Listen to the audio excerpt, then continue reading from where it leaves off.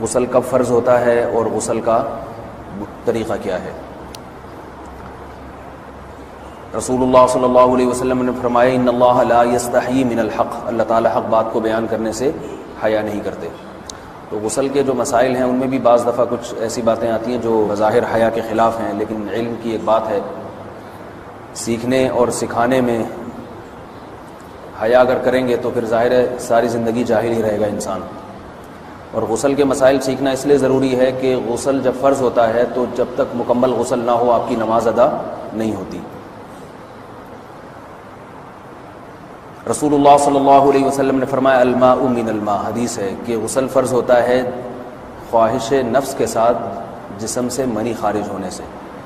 مرد پہ غسل کب فرض ہوگا؟ جب اس کے جسم سے شہوت کے ساتھ منی خارج ہو۔ منی بالکل سفید رنگ کی چیز ہے، ایک ہوتی ہے مزی، شہوت پیدا ہونے سے اگر کسی کے مرد یا عورت کے صرف ہونا شروع ہو گئی اس سے غسل فرض نہیں ہوتا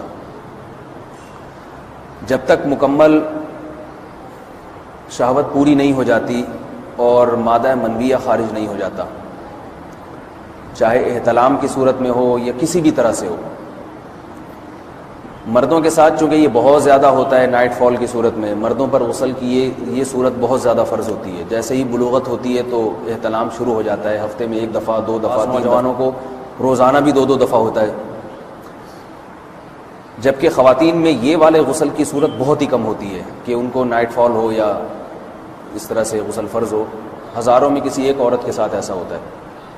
ایک صورت تو یہ ہے غسل فرض ہونے کی۔ دوسری صورت کیا ہے کہ جب انسان اپنی زوجہ کے ساتھ ملاپ کرے اور انٹرکورس ہو جائے، چاہے اس صورت میں ڈسچارج دونوں میں سے کوئی ہو یا نہ ہو، لیکن دونوں پہ غسل فرض ہو جائے گا، مرد پہ بھی اور عورت پہ بھی۔ یہ تو مردوں کے غسل کے فرض ہونے کا۔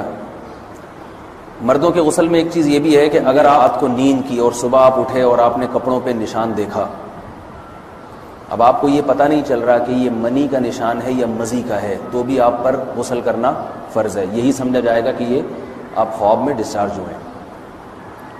عورت پر جو غسل فرض ہوتا ہے ایک اور صورت میں ہوتا ہے کہ جب خواتین کو ایام آنا بند ہو جاتے ہیں، حیض یا نفاس سے جب پاک ہو جائیں تو بھی ان پہ غسل فرض ہے۔ یہ تو غسل کی فرضیت سے متعلق احکام۔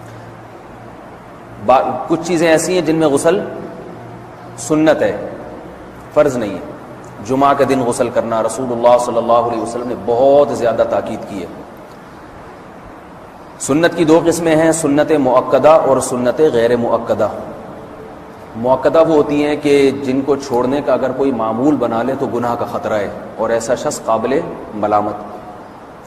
ملامت ہے، اسے شریعت ملامت کرتی ہے، برا بھلا کہتی ہے۔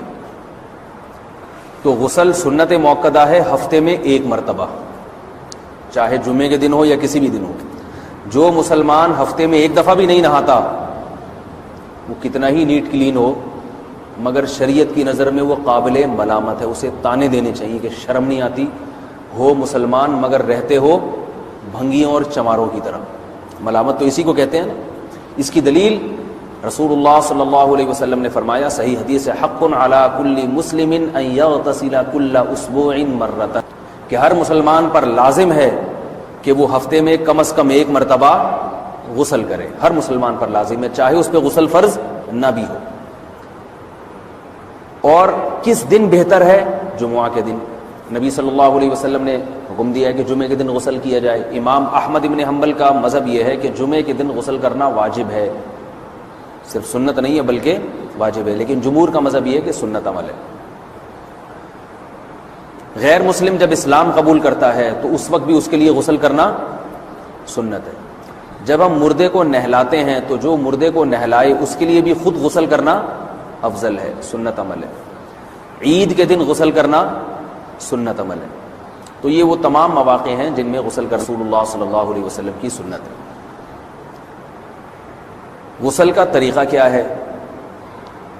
غسل میں 3 چیزیں فرض ہیں، منہ بھر کے قلی کرنا، ناک میں پانی ڈالنا کہ ناک کی جو نرم جگہ ہے یہ اچھی طرح تر ہو جائے، اور پورے جسم پہ 1 مرتبہ پانی بہا دینا کہ جسم میں بال کے برابر جگہ بھی خشک نہ رہے۔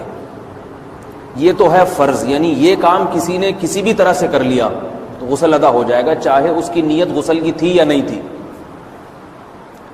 کوئی آدمی چلتا ہوا جا رہا ہے، پھسل کے تالاب میں گر گیا، پورے غوطے کھا کے باہر نکلا، کلی کر لے اور ناک میں پانی ڈال لے تو غسل اس کا ادا ہو جائے گا۔ البتہ چونکہ نیت نہیں تھی لہذا غسل کا ثواب نہیں ملے گا، ثواب نیت کے بغیر نہیں ملتا انسان کو۔ دلائل اس کے الگ موضوع ہے کہ اس کی دلیل کیا ہے کہ بغیر نیت کے بھی غسل ہو جاتا ہے، لیکن میں نے بتایا دلائل کا سیشن نہیں ہے، اس میں پھر بات لمبی ہو جائے گی۔ تو یہ تو ہے فرض، پورے جسم پہ پانی بہانا کلی اور ناک میں پانی۔ سنت طریقہ کیا ہے؟ رسول اللہ صلی اللہ علیہ وسلم غسل کیسے کرتے تھے؟ سنت طریقہ جس پہ جو اختیار کرنا چاہیے وہ طریقہ یہ ہے کہ جب آپ غسل کے لیے بیٹھیں تو سب سے پہلے وہ جگہ دھوئیں جہاں نجاست اور ناپاکی لگی ہوئی ہے۔